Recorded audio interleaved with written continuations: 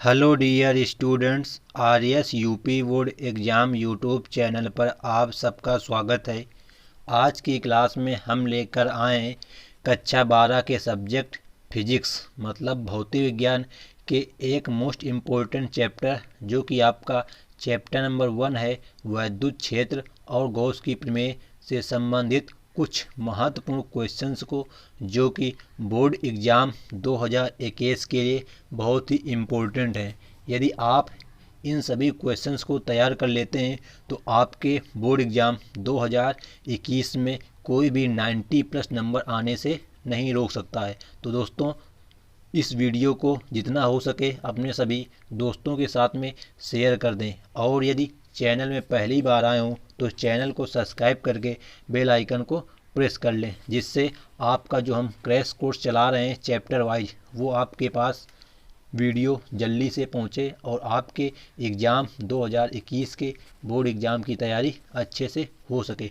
तो आपका पहला नंबर क्वेश्चन कह रहा है, वैद्युत आवेश के क्वांटीकरण का मूल कारण क्या है। मतलब कि जो तुम्हारा वैद्युत आवेश का क्वांटिटेशन होता है उसका मूल कारण मतलब रीजन क्या होता है। तो आपको इसमें लिखना है, इसका मूल कारण यह है कि एक वस्तु से दूसरी वस्तु में इलेक्ट्रॉनों का स्थानांतरण केवल पूर्णांक संख्याओं में ही हो सकता है। मतलब कि हम यदि एक वस्तु से दूसरी वस्तु में इलेक्ट्रॉनों का स्थानांतरण करें, मतलब आदान प्रदान करा रहे हैं, तो जो तुम्हारा इलेक्ट्रॉनों का स्थानांतरण हो रहा है मतलब कि प्लेस चेंज हो रहा है, एक इस वस्तु से दूसरी वस्तु में जो इलेक्ट्रॉन आ जा रहे हैं वो तुम्हारा एक पूर्णांक संख्या के रूप में होता है। जैसे तुम्हारा मान लो किसी वस्तु से एक इलेक्ट्रॉन है तो दूसरी में एक इलेक्ट्रॉन जाएगा, ना कि तुम्हारा कि भिन्न के रूप में जाएगा। जैसे तुम्हारा 3/2 हो गया, मतलब कभी भी भिन्न के रूप में नहीं जाएगा, वो हमेशा जाएगा तुम्हारा पूर्णांक संख्या के रूप में। तो ये होता है तुम्हारा आवेश का क्वांटीकरण। ये आपकी डेफिनेशन जो है बोर्ड एग्जाम 2019 में पूछी गई है कि आवेश के क्वांटीकरण से आप क्या समझते हैं। तो आपको इसमें लिखना है,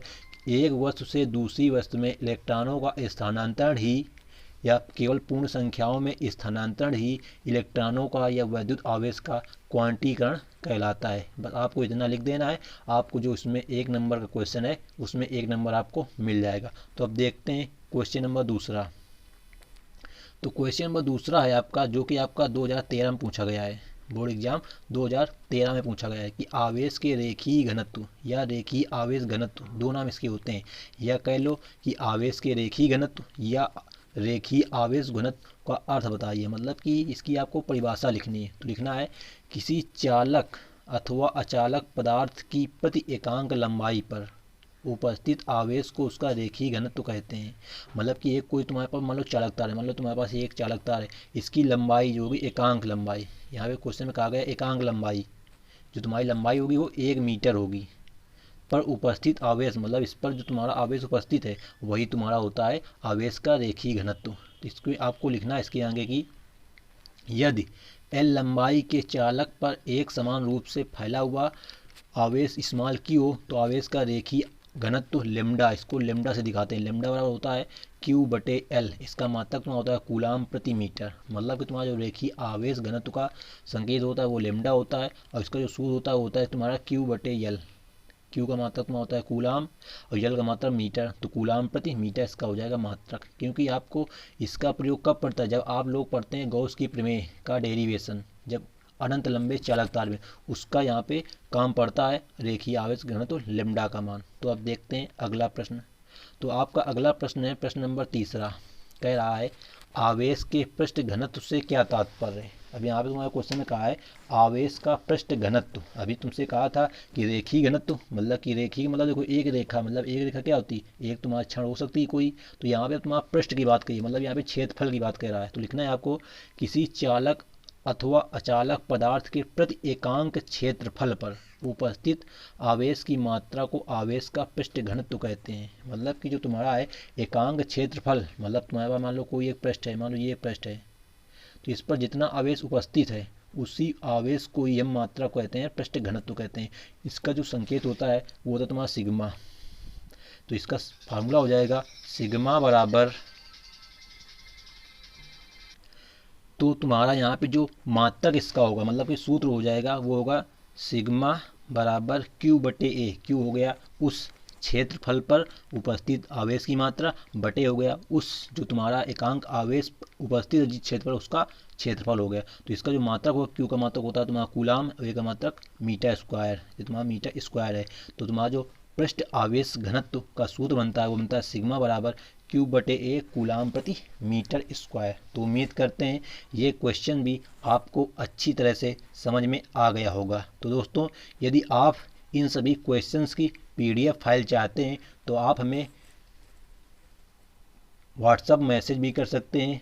मेरा व्हाट्सअप नंबर आपको इस वीडियो के डिस्क्रिप्शन बॉक्स में मिल जाएगा, अन्यथा आप हमारे टेलीग्राम चैनल पर हमें ज्वाइन कर लीजिए, जिसकी लिंक वीडियो के डिस्क्रिप्शन बॉक्स में दी गई है। तो अब देखते हैं अगला प्रश्न, जो कि है आपका प्रश्न नंबर 4।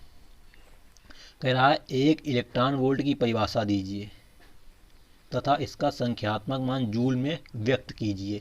मतलब कि तुमको इलेक्ट्रॉन वोल्ट की परिभाषा लिखनी है और इसका मान कितना होता है जूल में, उसको आपको लिखना है। ये क्वेश्चन तुम्हारा बोर्ड एग्जाम 2015 में पूछा गया था। तो आपको लिखना है एक इलेक्ट्रॉन वोल्ट वह ऊर्जा है जो किसी इलेक्ट्रॉन से 1 वोल्ट विभवांतर द्वारा त्वरित होने पर अर्जित होती है। मतलब कि हमारा कहने का मतलब क्या है कि तुम्हारा जो इलेक्ट्रॉन वोल्ट है एक प्रकार की ऊर्जा होती है। वो कब उत्पन्न होती है, जब किसी इलेक्ट्रॉन से 1 वोल्ट विभवांतर द्वारा त्वरित होने पर अर्जित होती है। मतलब किसी इलेक्ट्रॉन से तुम्हारा 1 वोल्ट का विभवांतर अगर उत्पन्न हो रहा है, तो एक मतलब होता है उत्पन्न हो रहा है, तो उसमें तुम्हारा जो ऊर्जा का मान होगा वो तुम्हारा 1 इलेक्ट्रॉन वोल्ट होगा। तो ये तुम्हारा सीधी सी इसकी परिभाषा होती है।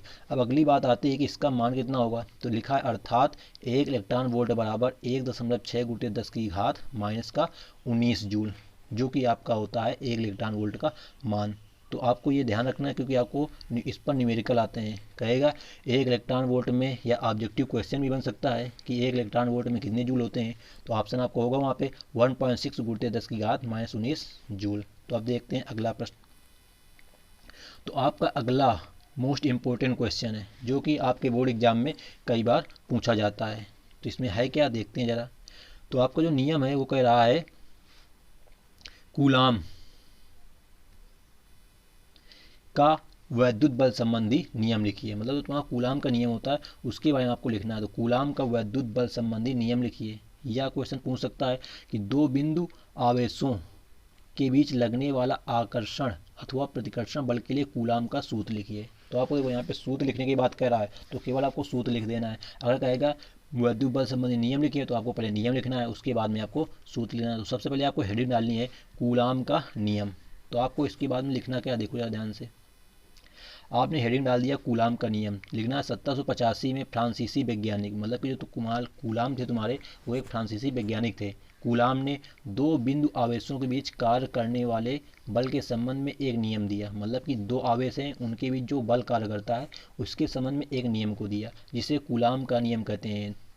अब इस नियम के अनुसार, मतलब कि नियम क्या दिया, अब उसको आपको पढ़ना है। तो इन्वर्टेड का में लिखा है 2 स्थिर बिंदु आवेशों के मध्य लगने वाला आकर्षण या प्रतिकर्षण बल दोनों आवेशों की मात्राओं के गुणनफल के अनुक्रमानुपाती। मतलब कि जो तुम्हारा बल लग रहा है वो दोनों आवेशों, मतलब तुम्हारे पास जो 2 आवेश हैं उनकी मात्राओं के गुणनफल के अनुक्रमानुपाती तथा उनके बीच की दूरी के वर्ग, जो बीच की दूरी है उसके वर्ग के व्युत्क्रमानुपाती होता है। ये हो गया तुम्हारा कूलाम का नियम। फिर आगे लिखना है इस बल की दिशा दोनों आवेशों को मिलाने वाली रेखा के अनुदिश होती है। मतलब तुम्हारा जो बल लग रहा है कूलाम का नियम में, इसकी जो दिशा होती है दोनों आवेशों को मिलाने वाली रेखा के अनुदिश होती है। अब इसमें आपको ये तो हो गया इसका नियम, तो आपको ये नियम में इतना याद रखना है।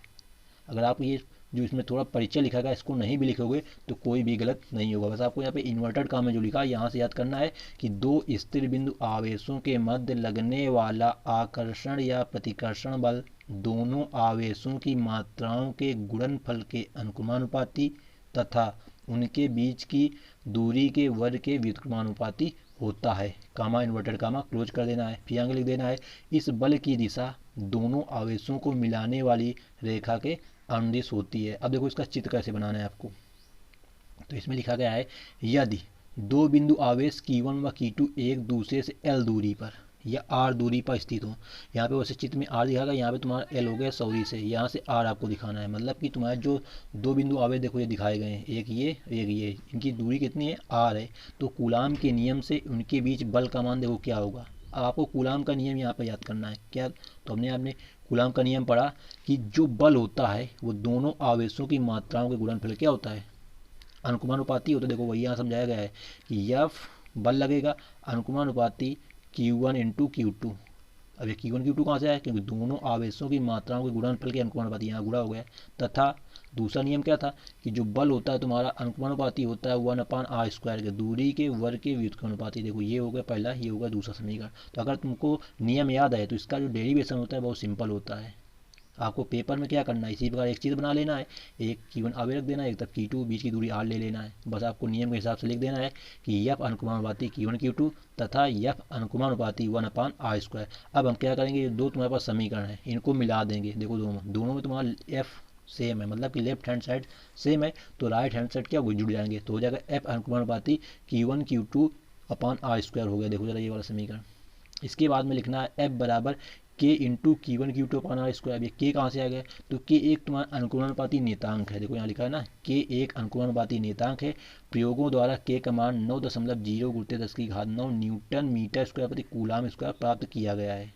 मतलब कि तुम्हारा जो K है वो हमने जब ये अनुक्रमानुपाती का यहाँ पे चिन्ह हटाया है उसकी जगह K आ गया, और K का मान तुम्हारा प्रयोगों द्वारा कितना हुआ है 9.0 × 10⁻⁹ न्यूटन मीटर स्क्वायर प्रति कूलाम। तो ये आपको मान याद रखना है।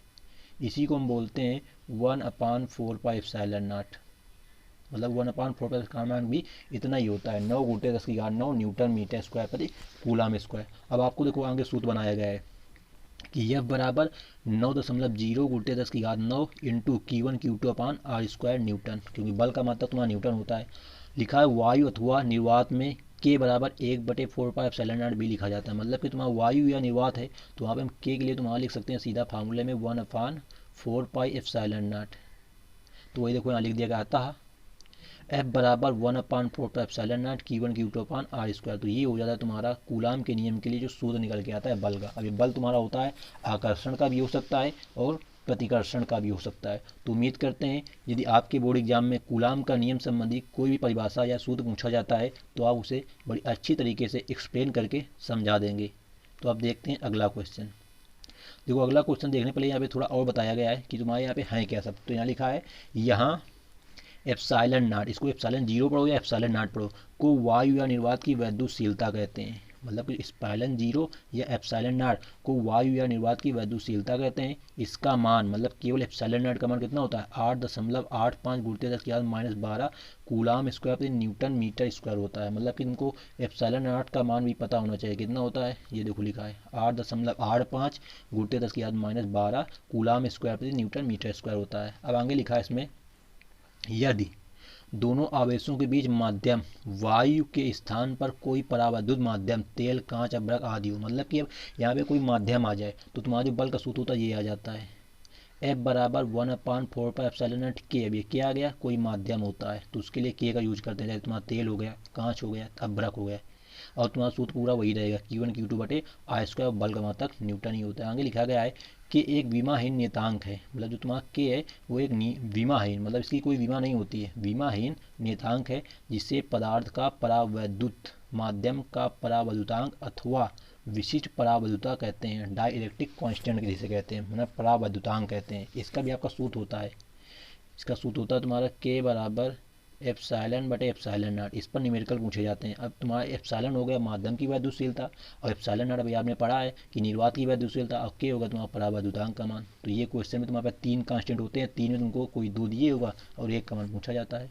आगे लिखा है कि तुम्हारा जो K का मान होता है, यहाँ पे K का मान वो कितना होता है, K का मान 1 होता है किसके लिए, वायु के लिए, मतलब निर्वात या वायु के लिए K का मान 1 हो जाएगा। तो फिर तुम्हारा वही पहले बार सूत्र आ जाएगा।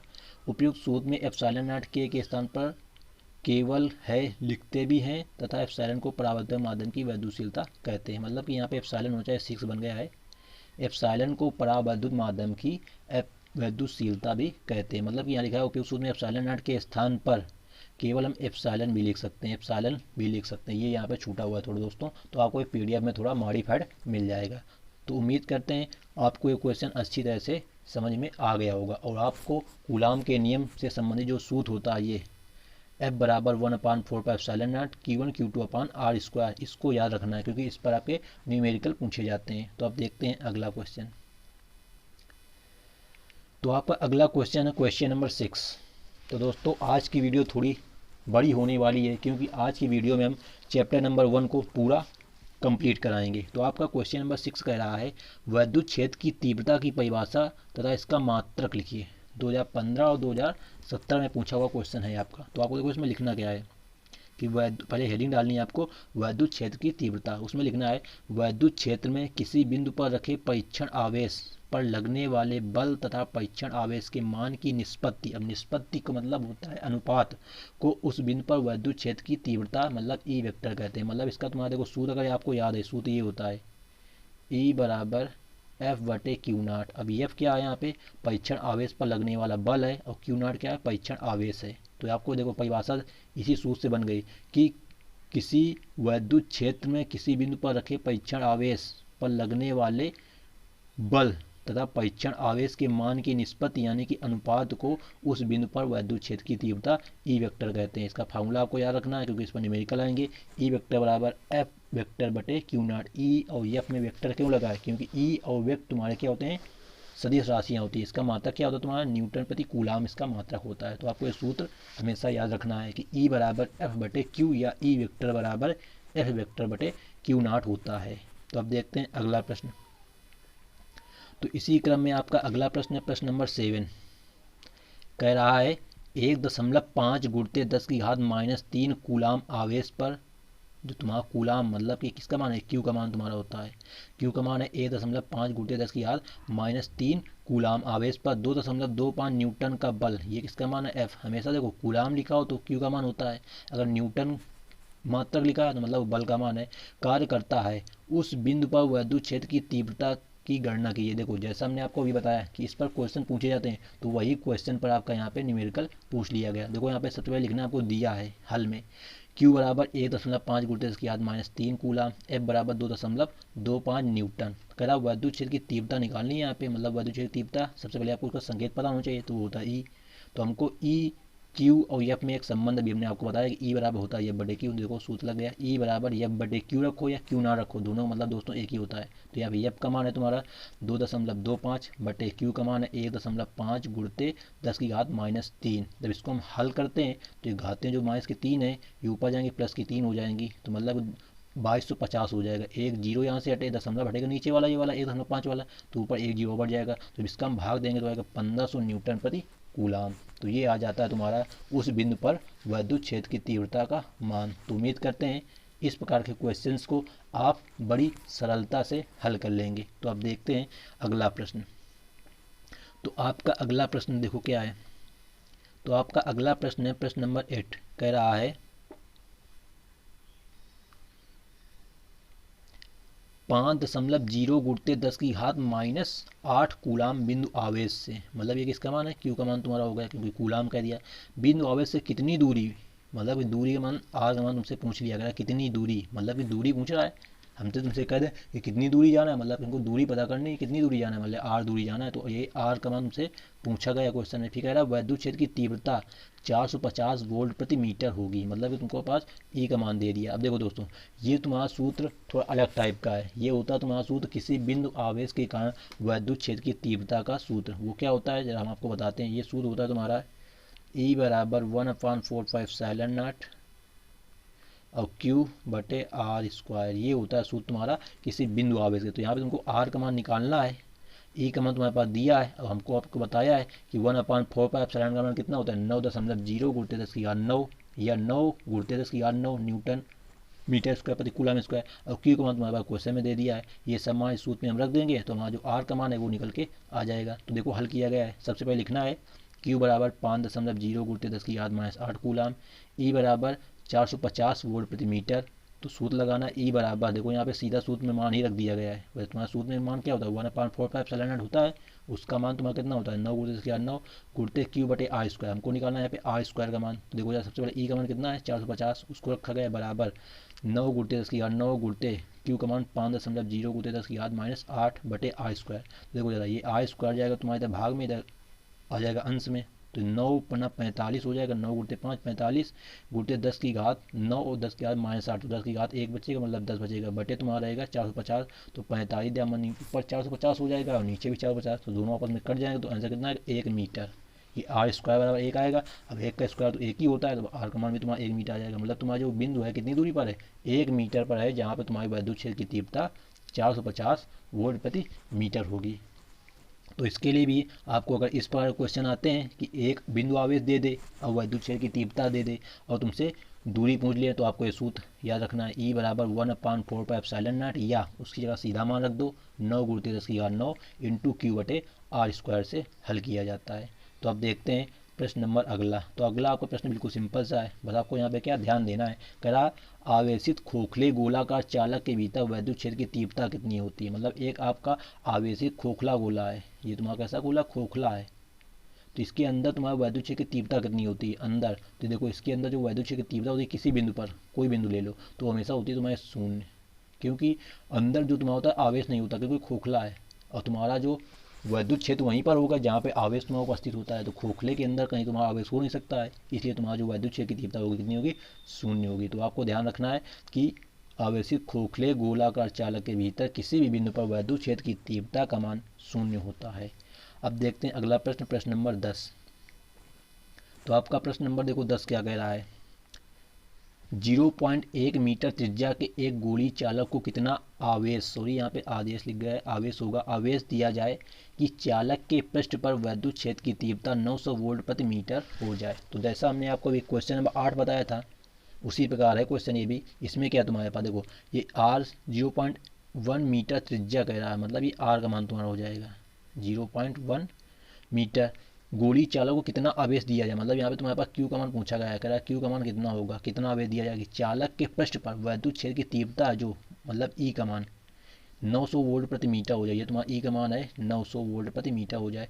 तो 2010 में आपका क्वेश्चन पूछा गया है, तो आपको इसमें भी सूत्र वही लगाना है, ई बराबर 1/4πε0 Q/r स्क्वायर। अब आर क्या है यहाँ पे, अब ये इसको तुम कैपिटल आर लिखो या स्मॉल आर लिखो, उससे मतलब नहीं है, क्योंकि दूरी है, उसको तुम कुछ भी लिख सकते हो।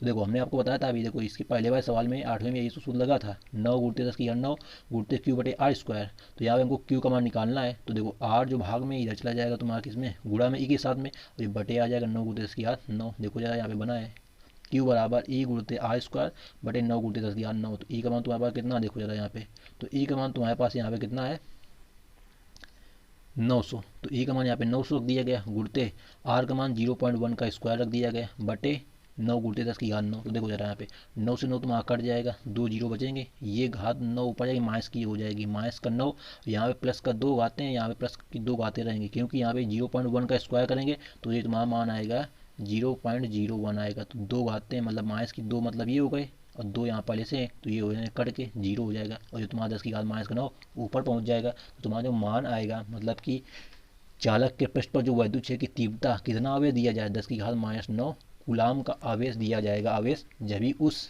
चालक के पृष्ठ पर वैद्युत क्षेत्र की तीव्रता का मान 900 वोल्ट प्रति मीटर हो जाएगा। तो उम्मीद करते हैं ये क्वेश्चन भी आपको अच्छी तरह से समझ में आ गया होगा। तो अब देखते हैं अगला प्रश्न।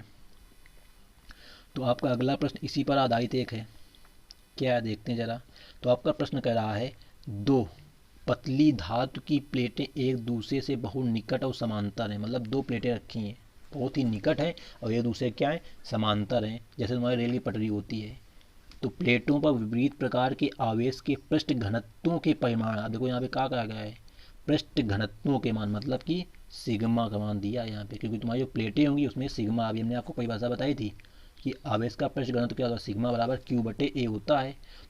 के परिणाम, मतलब क्योंकि ये जो मान है सिग्मा का मान है, सिग्मा का मान दिया है 17.7 × 10 की घात -12 कूलाम प्रति मीटर, सॉरी यहाँ पे मीटर स्क्वायर होना चाहिए दोस्तों, देखो यहाँ पे सही लिखा गया है, तो यहाँ पे मीटर स्क्वायर होगा, मीटर स्क्वायर है प्लेटों के बीच वैद्युत क्षेत्र की तीव्रता का क्या है, क्वेश्चन 2014 और 2016 में तुम्हारा पूछा गया है। तो यहाँ पे देखो एक सूत्र होता है कि जो तुम्हारे पास दो प्लेटें हैं समांतर हैं और इनकी मान लो बीच की दूरी हमको कुछ भी हमसे मतलब नहीं है, यहाँ पे वैद्युत क्षेत्र की तीव्रता इनके बीच में ई है, तुम्हारा एक सूत्र होता है ई बराबर σ/ε0, वही सूत्र इसमें तुमको लगाना है जो कि वैद्युत क्षेत्र की तीव्रता का होता है। देखो लिखा गया यहाँ पर पृष्ठ घनत्व बराबर, इसको सिग्मा दिखाते हैं 17.7 × 10 की घात -22 कूलाम प्रति मीटर स्क्वायर, प्लेटों के बीच वैद्युत क्षेत्र की तीव्रता का सूत्र लगा ई बराबर σ/ε0 एप्सिलॉन नॉट। सिग्मा का मान आपको दिया है क्वेश्चन में, और अभी हमने आपको बताया था कूलम के नियम में कि एप्सिलॉन नॉट का मान कितना होता है 8.85 गुणित 10⁻12 होता है।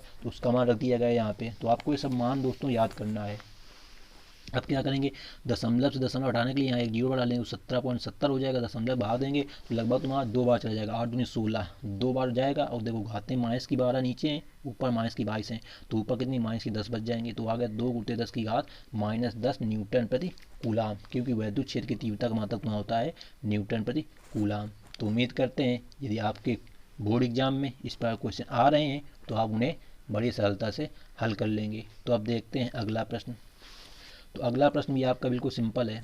क्वेश्चन नंबर कह रहा है 12, जल का परावैद्युतांक 80 है। परावैद्युतांक किसे दिखाते हैं, के से, मतलब के का मान तुम्हारे पास कितना है 80 है। तो वैद्युतशीलता कितनी होगी, मतलब एप्सिलॉन का मान तुमसे पूछा है, क्योंकि जल एक माध्यम होता है।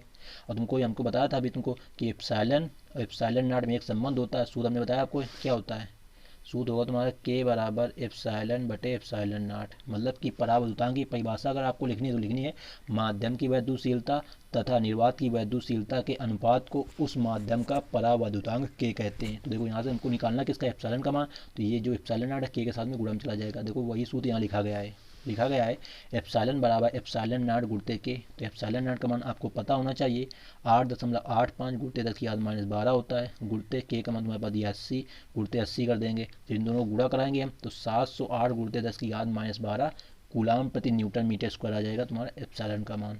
क्योंकि के तुम्हारा क्या होता है, जो के का मान 80 है ये विमाहीन है, जो तुम्हारा एप्सिलॉन नॉट का मात्रक होगा वही एप्सिलॉन का मात्रक होता है।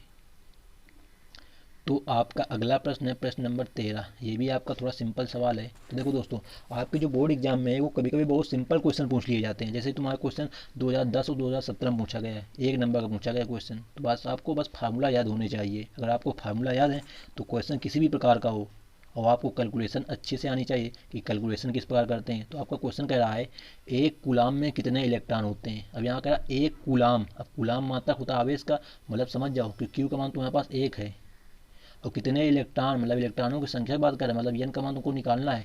तो आपको क्यू एन, एक होता है ई होता है इलेक्ट्रॉन का आवेश। उससे संबंधित आपको एक सूत्र याद होना चाहिए, क्यू बराबर एन ई, यानी क्यू जो आवेश होता है इलेक्ट्रॉनों की संख्या एन गुणित ई इलेक्ट्रॉन का आवेश के बराबर होता है। हमको निकालना है यहाँ पे किसका मान है, एन का। कह रहा है कितने इलेक्ट्रॉन, तो एन बराबर हो जाएगा क्यू बटे ई। क्यू का मान तुम्हारे पास कह रहा है 1 कूलाम, तो 1 बटे, अब आपको ई का मान पता होना चाहिए इलेक्ट्रॉन के लिए। ई का मान होता है 1.6 गुणित 10⁻−19 कूलाम। जब इसका आप भाग दोगे तो आ जाएगा, देखो यहाँ दशमलव बढ़ाएंगे तो ऊपर हो जाएगा 10, तो 10 में तो भाग जाएगा नहीं। तो ये जो घातें माइनस का 19 है तो ऊपर जाएंगे प्लस का 19 हो जाएंगे, और इससे घात कम करके यहाँ 18 लिख देंगे। तो यहाँ हो जाएगा तुम्हारा 100 बटे 16। तो जब भाग दोगे 100 में 16 का तो आ जाएगा 6.25 गुणित 10⁻18 इलेक्ट्रॉन आएंगे तुम्हारे एक कूलाम आवेश में। ये क्वेश्चन आपके ऑब्जेक्टिव क्वेश्चन में पूछा जाता है कि निम्नलिखित में से एक कूलाम में इलेक्ट्रॉनों की संख्या कौन सी है। तो आपके ऑप्शन में ये वाला ऑप्शन होगा 6.25 गुणित 10⁻18 इलेक्ट्रॉन। दोस्तों हमने आपको चैप्टर नंबर 1 की जो बहुकल्पी क्वेश्चन की सीरीज है उसका वीडियो हम पहले ही चैनल पर डाल चुके हैं। तो आप चैनल पर जाइए और प्लेलिस्ट में देखिए, आपको सभी चैप्टरों की प्लेलिस्ट मिल जाएगी, मतलब सभी सब्जेक्ट की, मैथ हो गई, फिजिक्स हो गई, केमिस्ट्री हो गई। तो जिस विषय की आपको चाहिए उस पर जा कर के आप लोग क्वेश्चन को तैयारी करें। आपका इसी प्रकार अगला क्वेश्चन भी है। क्वेश्चन नंबर 13 तरीके का 3.2 कूलाम आवेश कितने इलेक्ट्रॉनों द्वारा निर्मित होगा। तो देखो यहाँ पे अब आवेश का मान 3.2 कर दिया, यहाँ भी इनका मान पूछा। देखो जरा सेम फार्मूला लगेगा, मान रखा गया है। तो 16 दूनी 32, 2 बार जाएगा, 2 गुणित 10⁻19 इलेक्ट्रॉन आ जाएंगे। तो ये बिल्कुल सिंपल क्वेश्चन होते हैं दोस्तों, बस आपको क्या है सूत्र याद रखना है।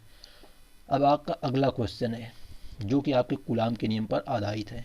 देखो यहाँ क्या कह रहा है, कह रहा है वायु में, मतलब वायु में कह दिया तो के का मान तुम्हारा 1 हो जाएगा।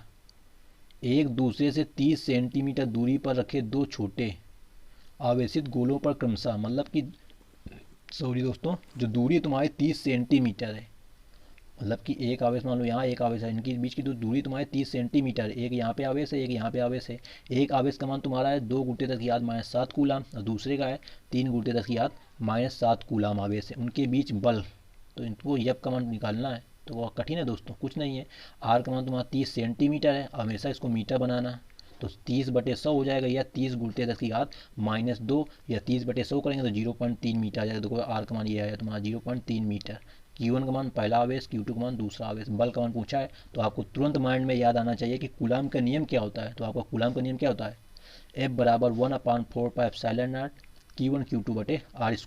बस आपको इसमें क्या रखना है, मान रख देना है। तो F बराबर 1/4πε का मान आपको पता है 9 गुणित 10 की घात 9 होता है, गुणित Q1 का मान 2 गुणित 10 की घात -7, गुणित Q2 का मान 3 गुणित 10 की घात -7 बटे R², 0.3 का होल स्क्वायर। जब आप इसको हल करोगे तो आपको जो आंसर आएगा 6 गुणित 10 की घात -3 न्यूटन आएगा। और किस प्रकार का प्रतिकर्षण आएगा, प्रतिकर्षण क्यों आएगा, क्योंकि दोनों जो आवेश हैं वो प्लस में है। अगर दोनों माइनस में होते हैं तो भी प्रतिकर्षण होता है, अगर एक प्लस और एक माइनस होता है तो तुम्हारे आकर्षण का होता है। ये आपको ध्यान रखना है, मतलब कि सेम चिन्ह वाले तुम्हारे होते हैं प्रतिकर्षण के, अगर विपरीत चिन्ह हो एक प्लस एक माइनस तो होते हैं आकर्षण के तुम्हारे। तो देखो इसका हल हो गया। तो क्वेश्चन का जो आंसर आया तुम्हारे एफ का मान वो आया 6 गुणित 10 की घात -3 न्यूटन। तो उम्मीद करते हैं आपको कूलाम के नियम पर आधारित क्वेश्चन आप बड़ी सरलता से हल कर लेंगे। तो आपका अगला क्वेश्चन है बहुत ही सिंपल और बहुत ही लाजवाब क्वेश्चन। तो आपको इस प्रकार के क्वेश्चंस की तैयारी करके बोर्ड एग्जाम देने अवश्य जाना है। तो क्वेश्चन नंबर 16 कह रहा है आपका, एक निश्चित दूरी पर स्थित दो इलेक्ट्रॉनों के बीच वैद्युत बल F न्यूटन है। मतलब कि एक दूरी तुम्हारी जो निश्चित है, उन दो इलेक्ट्रॉन है उनके बीच जो बल लग रहा है F लग रहा है। कह रहा है इनसे आधी दूरी पर स्थित दो प्रोटॉनों के बीच वैद्युत बल कितना होगा। अब दूरी कितनी कर दीजिए, आधी कर दी जाए। अब कह रहा प्रोटॉन होंगे वहाँ पे जहाँ इलेक्ट्रॉन है। तो दोस्तों आपको पता होना चाहिए कि जो इलेक्ट्रॉन का आवेश होता है वही क्या होता है, प्रोटॉन का आवेश। मतलब Q1 और Q2 तुम्हारे क्या हो जाएंगे, सेम हो जाएंगे। तो जब दोनों का भाग देंगे, देखो यहाँ पे कूलाम के नियम से लगेगा F बराबर 1/4πε0 Q1 Q2 बटे R²। यहाँ इलेक्ट्रॉनों तथा प्रोटॉनों पर आवेश समान होता है, अतः F अनुपाती 1/R² हो जाएगा, क्योंकि 1/4πε और Q1 Q2 क्या हो जाएगा, कांस्टेंट हो जाएंगे। तो तुम्हारा जो बल है वो डायरेक्टली प्रोपोर्शनल हो जाएगा दूरी के वर्ग के व्युत्क्रमानुपाती। तो वही यहाँ देखो हो जाएगा F2 बटे F1 हो जाएगा R1 बटे R2 का होल स्क्वायर, क्योंकि इस पर स्क्वायर लगा है। तो ये भी सूत्र वैसे बन जाता है कि दो बलों का अनुपात क्या होता है, F2 बटे F1, मतलब दूसरे पे बल बटे पहले का बराबर पहले की दूरी बटे दूसरी की दूरी का स्क्वायर। तो पहली दूरी मान लो R1 रही होगी, फिर दूरी इसकी आधी कर दो तो R1 बटे 2 कर दो। तो यहाँ R1 से R1 कैंसिल, 1 बटे 2 को हो जाएगा, ऊपर जाएगा 2, 2 का स्क्वायर 4 हो जाएगा। मतलब कि F2 का मान जो आएगा तुम्हारा 4 F1 आएगा। अब F1 तुम्हारा कितना दिया था, F दिया था। तो मतलब कि जो तुम्हारा बल हो जाएगा वो कितना होगा, 4F होगा। मतलब पहले वाले बल का 4 गुना बल लगेगा दो प्रोटॉनों के बीच। तो देखो चलो इसका आपका सिंपल सा मेथड ये होता है कि जितनी दूरी की जा रही हो, मतलब आधी कर रहे हैं तो आधी का मतलब 1 बटे 2 होता है, इसका उल्टा कर दो मतलब 2, और इसका स्क्वायर कर दो और पहले वाले बल में गुणा करा दो, 2 का स्क्वायर 4 तो 4F। मान लो दूरी तुम्हारी 1/3 कर रहे होते हैं, मतलब 1/3 मतलब 1 बटे 3, तो दूरी 3 कर देते हैं, 3 का स्क्वायर 9, तो 9F बल हो जाता है। ये होता है इसका सिंपल फंडा। बस आपको जब क्वेश्चन को हल करना होता है तो इसी प्रकार आपको हल करना है। तो आप देखते हैं प्रश्न नंबर अगला। तो आपका अगला प्रश्न है प्रश्न नंबर 17, कह रहा है वैद्युत फ्लक्स तथा वैद्युत क्षेत्र की तीव्रता में संबंध लिखिए, वैद्युत फ्लक्स का मात्रक भी लिखिए। मतलब वैद्युत फ्लक्स और वैद्युत क्षेत्र की जो तीव्रता में संबंध होता है उसका आपको सूत्र लिख देना है, तथा वैद्युत फ्लक्स का मात्रक भी लिखिए। या अथवा में क्वेश्चन पूछा गया है 2018 में आपके आया है, वैद्युत फ्लक्स का मात्रक लिखिए कि वैद्युत फ्लक्स का मात्रक क्या होता है। 1 नंबर में क्वेश्चन आपका ये पूछा जाएगा। तो देखो लिखना क्या है, वैद्युत फ्लक्स का संकेत वैसे होता है फाई ई होता है, वैसे तो फाई और सफिक्स में ई होता है। ई का मतलब इलेक्ट्रिक वैद्युत फ्लक्स, क्योंकि तुम्हारे पास फ्लक्स दो प्रकार के होते हैं, एक होता है चुंबकीय फ्लक्स, एक होता है वैद्युत फ्लक्स। तो यहाँ बात आती है वैद्युत फ्लक्स की, इसलिए यहाँ पे फाई ई लिखा जाता है, बट तुम्हारे इसमें फाई लिखा गया है। तो लिखना है फाई बराबर, अब इसको क्या पढ़ते हैं जो तुम्हारे बना ये, तो ये होता है क्लोज इंटीग्रेशन, मतलब कि समाकलन बंद पृष्ठ, क्योंकि तुम्हारा जो गॉस की प्रमेय है वो बंद पृष्ठ के लिए लागू होती है। तो लिखना ई vector dot D A vector. अब यहाँ पे ई वेक्टर क्या है, तो लिखा नीचे, जहाँ ई वेक्टर वैद्युत क्षेत्र की तीव्रता तथा डी ए वेक्टर क्षेत्रफल सदिश और वैद्युत फ्लक्स का मात्रक न्यूटन मीटर स्क्वायर और प्रति कूलाम होगा, क्योंकि यहाँ पे कूलाम इनवर्स है, उसी को इनवर्स ऊपर ले आया गया है। तो ये होता है तुम्हारा वैद्युत फ्लक्स का मात्रक होता है न्यूटन मीटर स्क्वायर, संकेत में लिखेंगे न्यूटन, देखो यहाँ लिखते हैं हम न्यूटन मीटर स्क्वायर प्रति कूलाम। ये होता है तुम्हारा वैद्युत फ्लक्स का मात्रक। और तुम्हारा सूत्र ये हो गया ई vector dot D A vector, क्योंकि इस पर भी आपके क्वेश्चन पूछे जाते हैं। आपको दे देगा वैद्युत क्षेत्र दे देगा और क्षेत्रफल दे देगा, कहेगा वैद्युत फ्लक्स का मान बताओ, तो दोनों क्या करना है, गुणा कर दिया जाता है। ये आपकी एक सदिश राशि होती है, इसलिए डॉट का गुणनफल लगा यहाँ पे। तो अब देखते हैं क्वेश्चन नंबर अगला यानी कि 18।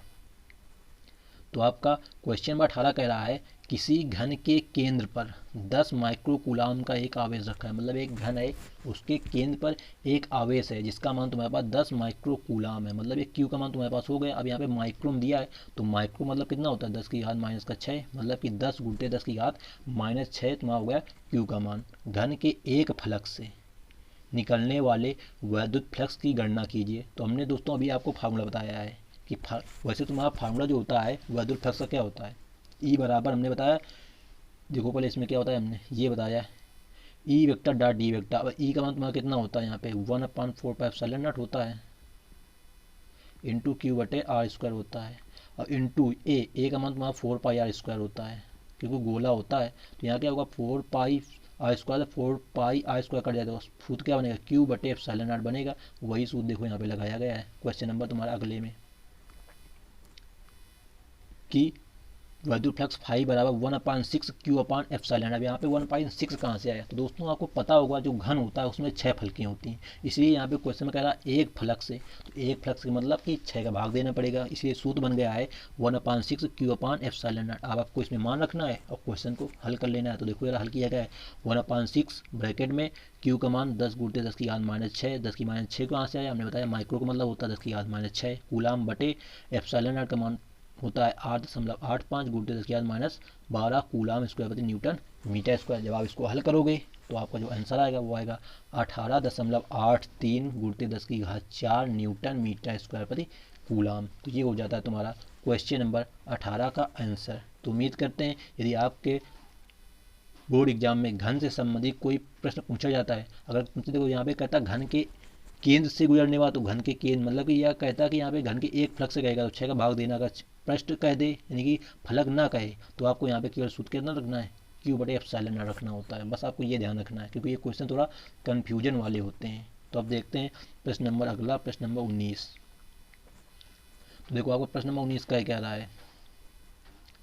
कह रहा है एक समान वैद्युत क्षेत्र सदिश ई वेक्टर बराबर 2i + 3j - 4k vector volt प्रति मीटर में एक पृष्ठ के क्षेत्रफल ए वेक्टर बराबर 8j मीटर स्क्वायर से क्षेत्रफल वाले वैद्युत फ्लक्स की गणना कीजिए। 2013 और 2014 में तुम्हारा क्वेश्चन बोर्ड में पूछा गया है। मतलब यहाँ पे तुम्हारा देखो जो क्वेश्चन होता है वैद्युत फ्लक्स का हमने आपको पहले ही बताया कि एक सदिश राशि होती है, इसलिए यहाँ पे तुम्हारा क्या अदिश गुणा का नियम चलता है। तो तुम्हारा सूत्र हमने भी बताया फाई बराबर ई वेक्टर डॉट डी वेक्टर। यहाँ पे क्लोज इंटीग्रेशन नहीं लगाया क्योंकि ये न्यूमेरिकल है, परिभाषा में आपको लिखना होता है, बट इंटीग्रेशन में तो तुम्हारा होता है कि कोई क्वेश्चन को हल करें तो वहाँ पर ये इसका कोई रोल नहीं रहता है, इसलिए आपको यहाँ पर सीधा सूत्र रखना है फाई बराबर ई वेक्टर इंटू ए वेक्टर। ई का मान तुम्हारा कितना है 2i + 3j - 4k dot 8j। देखो यहाँ पे डॉट गुणनफल हो रहा है, मतलब कि मतलब तो तुम्हारे दो सदिश हैं ए वेक्टर डॉट बी वेक्टर। अब एक में दिया आई जे के रूप में, एक में केवल दिया जे, तो इसका जे का जे से केवल गुणा होगा, ना कि आई से ना के से, क्योंकि तुम्हारा हमको पता है कि जे से जे गुणा कराएंगे तो 8 का 24 आ जाएगा और जे गुणते जे जे स्क्वायर हो जाएगा। और जे स्क्वायर का मान पता है तुमने गणित में पढ़ा है, अगर आपने गणित पढ़ी हो तो जे स्क्वायर मान जो कितना होता है 1 होता है, तो 24 गुणते 1 हमारा आंसर कितना आएगा 24 वोल्ट मीटर। तो हमेशा आपको ध्यान रखना है कि जब वैद्युत फ्लक्स से संबंधित क्वेश्चन आता है तो उसमें तुम्हारा पहले देखना है पहले में तीनों है कि नहीं। अगर पहले में तीनों है आई जे के तो ठीक है, अगर दूसरे में कौन सा है, अगर आई वाला है तो आई का आई से गुणा कर देना, अगर जे वाला के वाला है तो जे का जे से गुणा कर देना, अगर के वाला है तो के का के से गुणा कर देना। अगर तीनों है मान लो दूसरे में भी तीनों होते तो आई का आई का गुणा करते प्लस करते, जे का जे से गुणा करते प्लस करते और के का के से गुणा करके जोड़ देते, तो हमारा आंसर आ जाता फाइनली। बस आपको ये ध्यान रखना है। तो आपका अगला प्रश्न है प्रश्न नंबर 20। देखते हैं क्या है, कह रहा है 20 सॉरी दोस्तों, कोई अनंत रैखिक आवेश 2 सेंटीमीटर दूरी पर 9 × 10⁴ न्यूटन प्रति कूलाम विद्युत क्षेत्र उत्पन्न करता है। मतलब कि 2 मीटर दूरी पर एक अनंत रैखिक है। तो देखो ये तुम्हारा डेरिवेशन है, हम बता देते हैं आपको, क्योंकि यहाँ पे एक शब्द आ गया अनंत। जब भी आपको अनंत लंबाई का चालक तार है या अनंत शब्द आ जाए तो उसके लिए आपको एक हमेशा सूत्र याद रखना है कि ई बराबर होता है, देखो ये लिखा तो गया है λ/2πr epsilon naught into r, 2π epsilon naught into r. ये होता है तुम्हारा अनंत लंबाई के रेखीय आवेश के कारण आर दूरी पर वैद्युत क्षेत्र की तीव्रता का सूत्र होता है, जो कि आपकी गॉस की प्रमेय का अनुप्रयोग है, अनुप्रयोग नंबर 1 है। कह रहा रेखीय आवेश घनत्व मतलब लेमडा का मान आपको यहाँ पे ज्ञात करना है। तो आपको यही सूत्र लगाना है यहाँ पे कि ई बराबर lambda upon 2 pi r epsilon not. अब यहाँ पे उनको क्वेश्चन में निकालना लेमडा का मान है, तो देखो यार लेमडा का मान कैसे आएगा, ये जो लेमडा है ऊपर है, ये हमको निकालना केवल लेमडा का मान है, तो ये जो बटे लिखा 2 पाई एप्सिलॉन इंटू r, इसको हम ई के साथ में गुणा कर देंगे, देखो लिखा गया है। अब यहाँ पे तो क्या गया 2 pi epsilon into r into, हमको पता है कि 2 पाई एप्सिलॉन नॉट हमको नहीं पता होता, हमको 4 पाई एप्सिलॉन नॉट का मान मालूम होता है, वो कितना होता है 9 गुते 10 की घात 9, इसलिए यहाँ पे क्या किया गया है 2 का गुणा और 2 का भाग किया गया है। तो देखो 1/2 4 pi epsilon naught into r into capital E, हमको सब मान रख देना है, हमारा आंसर आ जाएगा। तो यहाँ पे कह रहा है r का मान 2 सेंटीमीटर दूरी है, इसको मीटर बनाएंगे तो 0.02 मीटर हो जाएगा। ई का मान 9 गुते 10 की घात 4 न्यूटन प्रति कूलाम दिया है, तो देखो सम्मान रखा जाएगा यहाँ पे। तो ये 1/2, यहाँ पे लेमडा लिखना चाहिए वैसे, लेमडा बराबर 1/2 गुड़ते, अब 4 पाई एप्सिलॉन नॉट कितना होगा 1/9 गुड़ते 10 की घात 9, क्योंकि तुम्हारे पास हमने बताया अभी 1/4 पाई एप्सिलॉन नॉट का मान तुम्हारा होता है 9 गुड़ते 10 की घात 9। अब ये अंश पहुंच जाएगा तो ये तुम्हारा हर में आ जाएगा, इसलिए यहाँ पे 1/9 गुड़ते 10 की घात 9 लिखा गया। गुड़ते r का मान 0.02, गुड़ते ई का मान 9 गुड़ते 10 की घात 4। जब आप इसको हल करोगे देखो ये 9 से 9 तुम्हारे कैंसिल हो जाएगा, अब 2 से यहाँ पे 2 कट जाएगा 0.1 आएगा, तो 10 की घात 4 ये है, 9 ऊपर जाएगा माइनस का 4 माइनस का 5 और माइनस का 2 ये आ जाएगा माइनस का 7, मतलब 10 की घात माइनस का 7 आ जाएगा कूलाम प्रति मीटर, क्योंकि लेमडा का मात्रा क्या होता है तुम्हारा कूलाम प्रति मीटर। तो इस प्रकार आपका प्रश्न नंबर 20 भी सॉल्व हो जाता है। तो उम्मीद करते हैं आप क्वेश्चंस को समझ गए होंगे, और आपके बोर्ड एग्जाम में यदि इस बार कोई भी क्वेश्चन दिखता है तो आप उसको अच्छी तरह से पहचान जाएंगे। अगर आप क्वेश्चन को पहचान गए तो आपको हल करने में कोई भी परेशानी नहीं होगी, ऐसा मुझे उम्मीद है आपसे। तो अब देखते हैं प्रश्न नंबर 21। तो आपका प्रश्न नंबर देखो 21 क्या कह रहा है, कह रहा है किसी निकाय में 2 आवेश, मतलब एक निकाय है, मतलब कोई सिस्टम है जिसमें 2 निकाय हैं, एक है QA 2.5 गुटे 10 की घात -7 कूलाम, तथा QB मतलब एक का मान A है एक का मान B है, जो कि तुम्हारे 2 बिंदु हैं, उसका मान है -2.5 गुटे 10 की घात -7 कूलाम। C का मतलब यहाँ कूलाम है। क्रमशः 2 बिंदु A है 0,0 कामा -15, मतलब 3D का कोई डायग्राम है, क्योंकि 3 बिंदु ये 0 0 -15 तथा B है 0 0 + 15 सेंटीमीटर पर अवस्थित है। निकाय का कुल आवेश तथा कुल द्विध्रुव आघूर्ण क्या है। अब देखो यहाँ पे बात आई विद्युत द्विध्रुव आघूर्ण, तो आपका इसका सूत्र होता है P बराबर एक आवेश के परिणाम गुणते दोनों के बीच की दूरी होती है 2L। अब यहाँ पे देखो दूरी कितनी हो जाएगी -15 माइनस की तरफ जाएंगे +15 प्लस के 15, तो दोनों के बीच की 15 30 हो जाएगी, क्योंकि यहाँ माइनस प्लस से अंतर नहीं लेना हमको, तो दूरी हो जाएगी तुम्हें 2L का मान 30 गुणते एक आवेश का मान लेना है, क्योंकि आवेश दोनों यहाँ पे सेम है। तो वैद्युत द्विध्रुव आघूर्ण की यही कंडीशन होती है कि किन्हीं 2 समान आवेश प्रकृति में अलग अलग होंगे, आवेश तुम्हारे कैसे होंगे समान होंगे। देखो यहाँ पे एक प्लस का एक माइनस का है, तो देखो इसका सॉल्यूशन किस प्रकार करना है आपको। देखो यहाँ पे लिखा गया है QA बराबर 2.5 गुणित 10 की घात -7 और QB बराबर लिखा गया तुम्हारा -2.5 गुणित 10 की घात -7। तो इतना लिखने के बाद आपको करना क्या है, यहाँ पे लिखना 2A, मतलब 2A क्या है, यहाँ पे दूरी ली गई AB। देखो यहाँ चित्र बनाया गया, थोड़ा चित्र से ज़रा समझ लेते हैं। ये देखो चित्र बना है, ये एक निकाय है, पहला बिंदु कितना तुम्हारे पास 0 0 15 तुम्हारे पास, दूसरा 0 0 -15, तो ये बीच की जो दूरी होगी 15 इधर 30 हो जाएगी। अब इसका देखो क्वेश्चन में कहा गया इसका कुल आवेश भी निकालना था ना हमको, कुल आवेश कैसे निकालेंगे, दोनों को जोड़ के निकालेंगे, तो QA + QB, तो QA का मान 2.5 गुणित 10 की घात -7, और प्लस का चिन्ह क्यों नहीं आया है, क्योंकि दूसरा माइनस का था, इसलिए दोनों घट करके क्या होगा तुम्हारा 0 हो गए। तो दूरी तुम्हारी हो गई 0.30 मीटर, सेंटीमीटर से मीटर बनाने के लिए 100 का भाग दे दिया गया है, तो 0.30 मीटर हो गया मान। तो तुमको वैद्युत द्विध्रुव निकालना है, तो इसका देखो आपको सूत्र नीचे लिखा गया है कि P बराबर Q × 2A। यहाँ पे दूरी को 2A लिख दिया गया, जरूरी नहीं कि A लिखो या कुछ भी लिखो, हमने 2L लिख दिया, उससे क्या फर्क पड़ता है, सूत्र तो बन जाएगा Q × 2L बन जाएगा। तो यहाँ पे लिख दिया गया Q का मान 2.5 गुणित 10 की घात -7 गुणित 2A, अब ये A का मान नहीं होता 30, 2A पूरा दूरी होता है, तो 2A का मान 0.30 मीटर। जब इनका गुणा कराएंगे तो 25 × 75 7.5 गुणित 10 की घात -8 सेंटीमीटर। ये तुम्हारा सेंटीमीटर दोस्तों नहीं, ये कूलाम मीटर है, CM का मतलब कूलाम, M का मतलब मीटर, क्योंकि वैद्युत द्विध्रुव आघूर्ण का मात्रक होता है कूलाम मीटर। तो इस प्रकार आपका प्रश्न नंबर जो 8 है वो सॉल्व हो जाता है। तो उम्मीद करते हैं इस प्रकार क्वेश्चंस को आप अच्छी तरह से समझ गए होंगे, और आपके बोर्ड एग्जाम में यदि आते हैं तो आप उन्हें अच्छी तरह से सॉल्व कर लेंगे।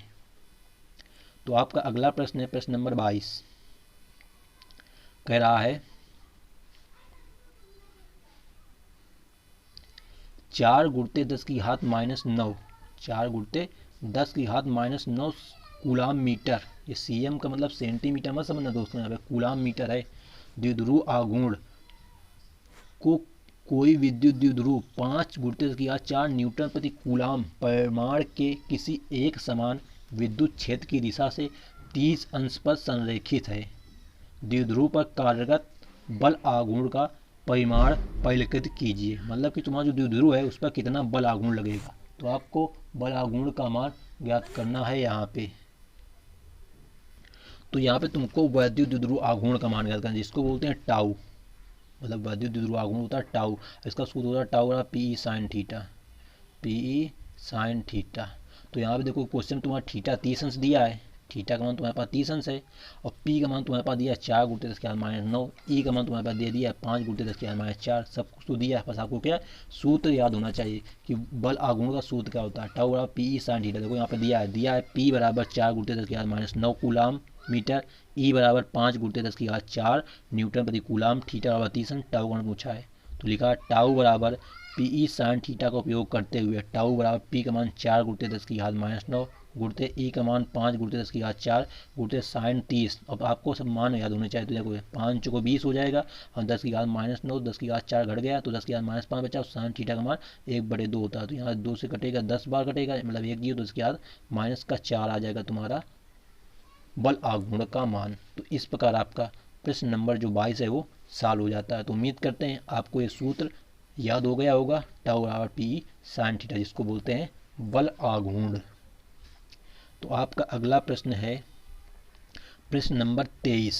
कह रहा है 2 माइक्रो कूलाम का कोई बिंदु आवेश किसी किनारे पर 9 सेंटीमीटर किनारे वाले घनी गौसीय पृष्ठ के केंद्र पर स्थित है।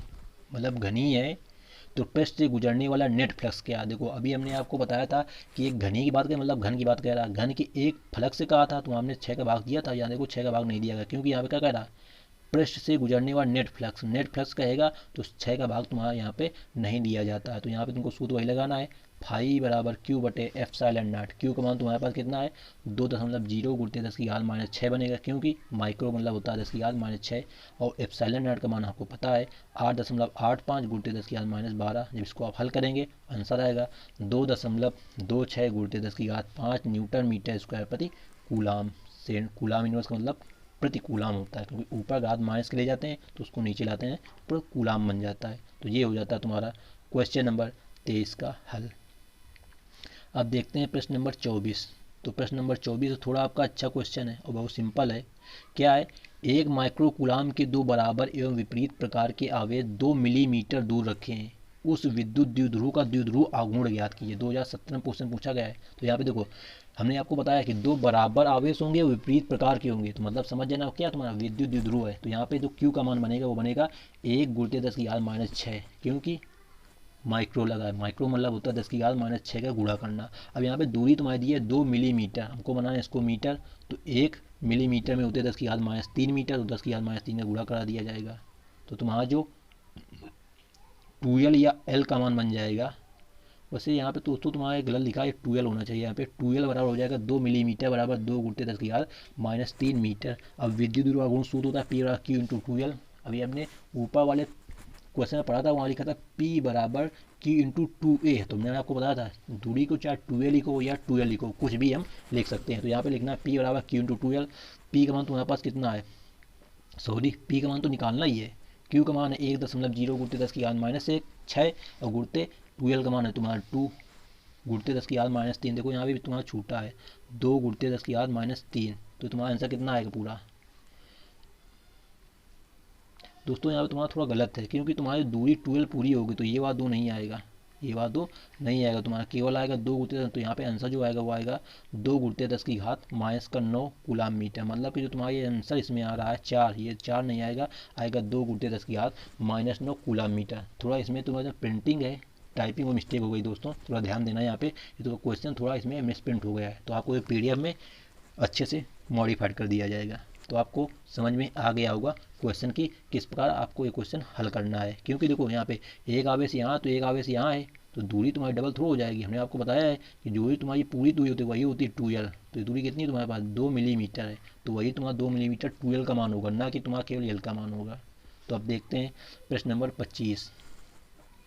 तो आपका प्रश्न नंबर 25 जो कि क्वेश्चन 2009 और 2010 में पूछा गया है, कह रहा स्थिर वैद्युतिकी में गॉस की प्रमेय को गणितीय रूप में लिखिए। अब यहाँ पे आपको गॉस की प्रमेय को लिखना है और प्रयुक्त संकेतों के अर्थ कह रहा बताइए, मतलब कि गॉस की प्रमेय में क्या होती है उसको आप लिखिए और उसमें जो संकेत होते हैं उनका अर्थ बताइए। तो आपको लिखना है गॉस की प्रमेय क्या होती है, close integration E vector dot D A vector बराबर 1/4 एप्सिलॉन डॉट इनटू, मतलब कि जो गॉस की प्रमेय होती है वो होती है तुम्हारे किसी बंद पृष्ठ को दिए गए आवेश, वो जो आवेश होता है उसका 1/एप्सिलॉन गुना होता है। देखो लिखा है 1/एप्सिलॉन/q, अथवा इसको लिख सकते हैं q/एप्सिलॉन, इस प्रकार भी हम इसको लिख सकते हैं फाई इंटू ए फाई या close integration E vector dot D A vector बराबर 1/एप्सिलॉन इंटू q। तो यहाँ पे लिखा गया है कि जहाँ close integration E vector dot D A vector E vector तीव्रता के वैद्युत क्षेत्र में किसी बंद पृष्ठ से गुजरने वाला कुल वैद्युत फ्लक्स, और लिखा क्यू बंद पृष्ठ द्वारा परिपथ नेट आवेश, मतलब जो आवेश है क्या वो नेट आवेश होता है। एप्सिलॉन नेट आपको पता है निर्वात की वैद्युतशीलता होती है, तो आपको सब कुछ लिख देना है, बस आपको बस 1 नंबर क्वेश्चन पूछा जाएगा इस प्रकार का। तो अब देखते हैं क्वेश्चन नंबर अगला जो कि मोस्ट इम्पोर्टेंट है और कई बार पूछा भी गया है क्वेश्चन को घुमा घुमा करके। तो कह रहा वैद्युत फ्लक्स से क्या तात्पर्य है, वैद्युत फ्लक्स से क्या तात्पर्य है, इसे आवश्यक से सूत्र देते हुए समझाइए। या क्वेश्चन पूछा गया 2012-15 में कि वैद्युत फ्लक्स की परिभाषा तथा मात्रक लिखिए। तो सबसे पहले आपको हेडिंग डालनी है वैद्युत फ्लक्स, तो आपको उसके बारे में लिखना है। तो यहाँ को लिखा गया है वैद्युत फ्लक्स, हेडिंग पढ़िए, लिखा है वैद्युत क्षेत्र में स्थित किसी क्षेत्रफल से अभिलंबवत दिशा में गुजरने वाली वैद्युत बल रेखाओं की संख्या को वैद्युत फ्लक्स कहते हैं। मतलब कि एक वैद्युत क्षेत्र में एक पृष्ठ तुम्हारा है, उसके क्षेत्रफल से जो तुम्हारा क्षेत्रफल है उसके अभिलंबोत दिशा में गुजरने वाली जो तुम्हारी वैद्युत बल रेखाओं की संख्या है उसी को हम कहते हैं वैद्युत फ्लक्स कहते हैं। इसका मात्रक जो होता है तुम्हारा वोल्ट मीटर होता है, मतलब वैद्युत फ्लक्स का मात्रक वोल्ट मीटर है। आपको इसमें नीचे और लिखा गया देखो जरा, किसी निर्दिष्ट स्थिति पर वैद्युत बल रेखाओं के लंबवत एकांक क्षेत्रफल से गुजरने वाली वैद्युत बल रेखाओं की संख्या वैद्युत क्षेत्र की दिशा ई को प्रदर्शित करती है। मतलब कि तुम्हारे जो बल रेखाओं की संख्या है वो क्या है, वैद्युत क्षेत्र की दिशा ई को प्रदर्शित करती है। अतः किसी क्षेत्रफल अल्पांश, मतलब कि किसी क्षेत्र का बिल्कुल छोटा भाग, अल्पांश मतलब छोटा भाग, डी ए वेक्टर से गुजरने वाली वैद्युत बल रेखाओं की संख्या ई vector dot D A vector होती है। मतलब तुम्हारी जो वैद्युत बल रेखाओं की संख्या होती है वो होती है ई vector dot D A vector होती है, जो इस अल्पांश से गुजरने वाला वैद्युत फ्लक्स ही होता है। मतलब जितनी तुम्हारी रेखाएं गुजरेंगी उतना ही तुम्हारा क्या होगा, वैद्युत फ्लक्स होगा। ये कहने का मतलब यहाँ पे है। देखो नीचे यहाँ पे तुम्हारा सूत्र लिख दिया गया है कि फाई डी फाई बराबर ई vector dot D A vector, उसी बार ये सूत्र तुम्हारा एक बना दिया गया है। तो आपको बस यहाँ पे सूत्र बस याद रखना जो कि हमने आपको पहले बताया था। अब देखो इसका जरा डेरिवेशन किस प्रकार करते हैं। देखो आपको सूत्र बना E vector dot D A vector, तो इसको E D A cos theta, क्योंकि डॉट प्रोडक्ट मतलब होता है कॉस थीटा आना, तो यहाँ E D A cos theta आ जाएगा।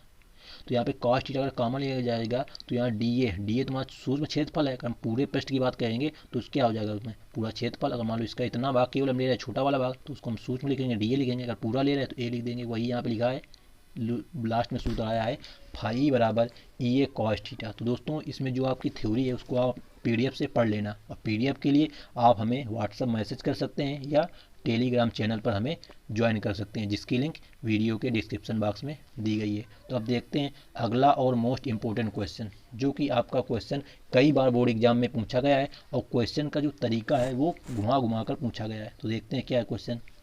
कह रहा है किसी वैद्युत द्विध्रुव के कारण अच्छी स्थिति में किसी बिंदु पर वैद्युत क्षेत्र की तीव्रता का व्यंजक प्राप्त कीजिए।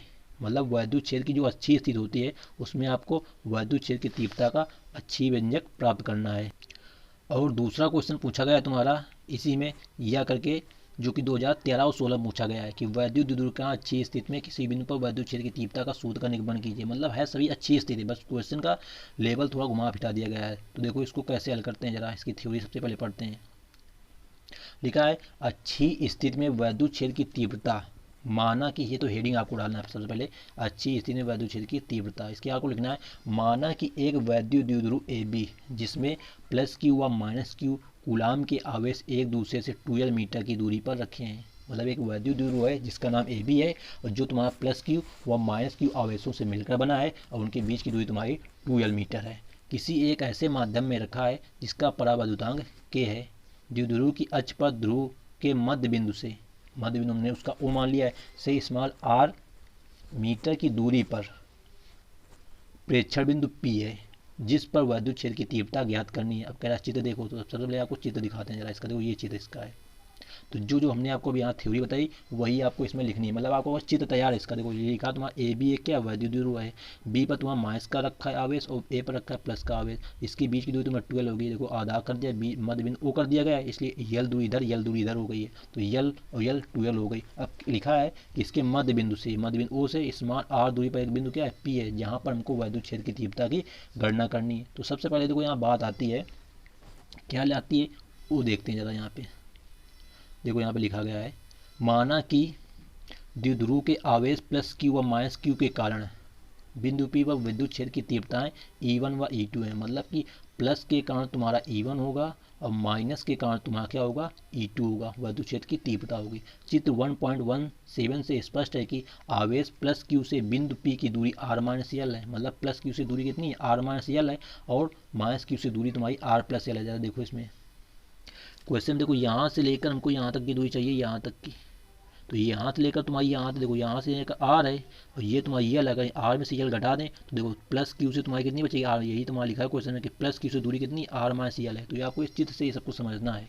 अब फिर कह रहा है यहाँ माइनस क्यू से कितनी है, तो देखो माइनस क्यू से दूरी यहाँ से निकालनी है। तो ये तुम्हारी इतनी इधर आर है, ये यल है, तो r+l हो जाएगी। तो ये तुम्हारी दूरी हो गई पूरी। अब हमको पता है कि वैद्युत क्षेत्र की तीव्रता का व्यंजक क्या होता है, वही आपको यहाँ पे लगाना। देखो जरा लिखा है E1 किसके कारण तुम्हारे वैद्युत क्षेत्र ऊपर आपको बताया गया है। तो E1 जो है तुम्हारे प्लस क्यू आवेश के कारण है। E1 जो तुम्हारी है प्लस क्यू आवेश के कारण वैद्युत क्षेत्र की तीव्रता जो होती है बाहर की ओर होती है और माइनस के कारण अंदर की ओर होती है। बस ये आपको ध्यान रखना है।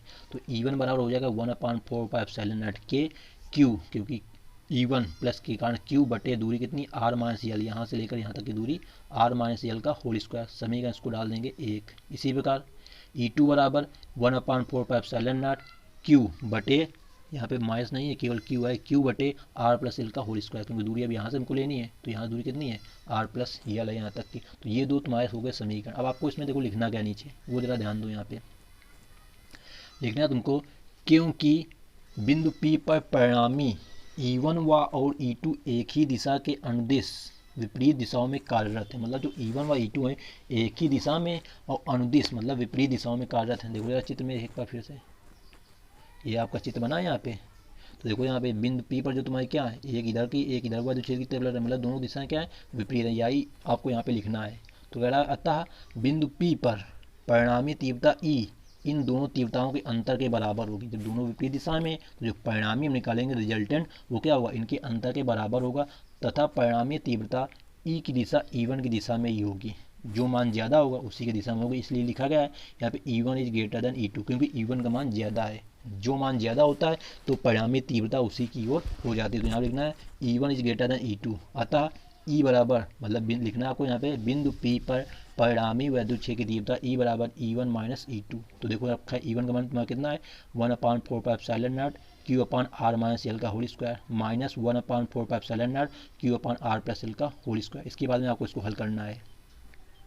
जब आप इसको हल कर लेंगे तो हमारा व्यंजक आ जाएगा। देखो हल कैसे किया गया है, यहाँ पे देखो जरा Q/4πε0, देखो ध्यान से, ये इसमें और ये इसमें तुम्हारा क्या है कॉमन है यहाँ पे, तो ये कॉमन ले लिया गया है। फिर यहाँ पे लासा लिया गया, तुम्हारा लासा लेंगे r-l का होल स्क्वायर इंटू r+l का होल स्क्वायर। तो लिखा a+b a-b, तो a² - b² का होल स्क्वायर हो गया। ये r+l का होल स्क्वायर इसमें गुणा हो जाएगा और r-l का गुणा इसमें हो जाएगा। तो लिखा है r+l का होल स्क्वायर माइनस r-l का होल स्क्वायर। जब यहाँ पे आपको देखो यहाँ पे बहुत डायरेक्ट हल किया गया है। जब आप यहाँ पे तोड़ोगे a+b का होल स्क्वायर तो होगा a² + b² + 2ab, फिर यहाँ होगा माइनस का चिन्ह लगाएंगे a - b का whole square a² + b² - 2ab, but ये माइनस चिन्ह बीच में लगा है तो माइनस वाले प्लस हो जाएगा। मतलब कि तुम्हारा जो r² है और l² है ये माइनस प्लस होगा, आपस में कट जाएंगे।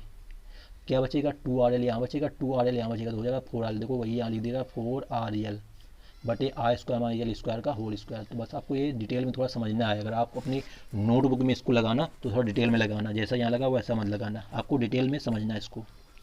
तो देखो यहाँ पे क्या हुआ है, ऊपर जो 4rl है उसको हम लिखा है 2 × Q × 12 लिखा है। क्यों? क्योंकि हमको पता है Q इंटू 12 तुम्हारा क्या होता है, वैद्युत द्विध्रुव आता है P का मान, तो यहाँ P लिख दिया जाएगा। तो देखो सूत्र बना है 1/4πε0 के 2 ब्रैकेट में Q इंटू 12 इंटू R बटे R square minus L square का होल स्क्वायर लिखा है। चूंकि Q इंटू 12 वैद्युत द्विध्रुव का वैद्युत आघूर्ण P है, तो देखो यहाँ पे लिख दिया गया P का मान यहाँ पे, तो यहाँ पे क्या 2pr हो जाएगा, 2p इंटू आर। अब हमको यहाँ पे लिखना है यदि द्विध्रुव की लंबाई के सापेक्ष प्रेक्षण बिंदु P की मध्य बिंदु से दूरी r बहुत अधिक है, मतलब कि जो तुम्हारा यल है उसकी तुलना में तुम्हारा जो r बहुत बड़ा है, सॉरी स्मॉल r बहुत बड़ा है, तो हम क्या लिखेंगे r इज ग्रेटर देन 12, तो r की तुलना में यल स्क्वायर का मान उपेक्षणीय होगा, मतलब r का मान ज़्यादा होगा तो यल उसके सापेक्ष क्या होगा, बिल्कुल छोटा हो जाएगा।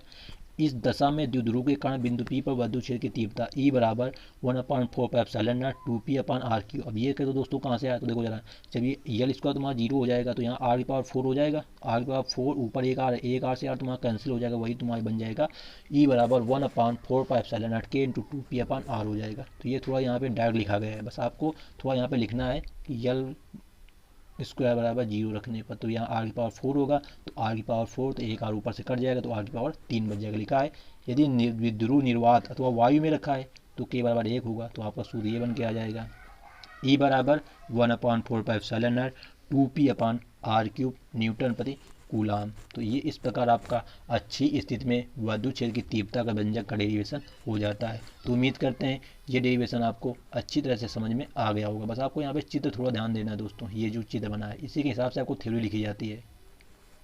जो तुम्हारी थ्योरी लिखी है इसी चित्र के हिसाब से लिखी है और कहीं से नहीं लिखी गई है। बस आपको ये ध्यान रखना है कि इसका चित्र कैसे बनेगा। अगर आप ये चित्र समझ गए होंगे तो आप इसकी थ्योरी अपने मन से कर लेंगे और डेरिवेशन तो बिल्कुल सिंपल ही है। तो अब देखते हैं अगला प्रश्न जो कि आपका है निरक्षीय स्थिति। तो दोस्तों लाइक और कमेंट करना वीडियो को ना भूलें यदि वीडियो अच्छी लग रही हो, क्योंकि ये क्वेश्चन आपके बोर्ड एग्जाम में 100% इन्हीं से 4-5 क्वेश्चन तो फंस जाएंगे, इतनी मुझे गारंटी देता हूँ मैं आपको। तो आपका अगला क्वेश्चन है जो 28 नंबर कह रहा है वैद्युत द्विध्रुव के निरक्षीय स्थिति, जिसको बोलते हैं अनुप्रस्थ स्थिति में किसी बिंदु पर वैद्युत क्षेत्र की तीव्रता का व्यंजक 2010, 2016, 2017 में पूछा हुआ क्वेश्चन है, अथवा वैद्युत द्विध्रुव की परिभाषा दीजिए जो 2014 में पूछी गई। तो हमने आपको वैद्युत द्विध्रुव परिभाषा पहले बता दी है कि दो समान आवेश किंतु विपरीत प्रकृति के बिंदु आवेशों को परस्पर अल्प दूरी 2l पर रखने पर जो निकाय प्राप्त होता है उसे हम कहते हैं वैद्युत द्विध्रुव आघूर्ण कहते हैं। जैसा कि आपको इसमें चित्र में देखो बना था, ये तुम्हारा जो इतना है ये तुम्हारा होता है वैद्युत द्विध्रुव आघूर्ण। इसी प्रकार आपको निरक्षीय स्थिति में बनाना है। तो देखते हैं जरा निरक्षीय स्थिति में। देखो निरक्षीय में सबसे पहले आपको ये वैद्युत द्विध्रुव की परिभाषा यहाँ लिखी गई है। देखो लिखा गया है, हेडिंग डाली गई वैद्युत द्विध्रुव आघूर्ण। तो लिखना है वैद्युत द्विध्रुव या वह वैद्युत निकाय जिसमें दो बराबर परंतु विपरीत प्रकार के बिंदु आवेश एक दूसरे से बहुत कम दूरी पर रखे हों, मतलब अल्प दूरी पर रखे हों, तो वैद्युत द्विध्रुव कहलाता है।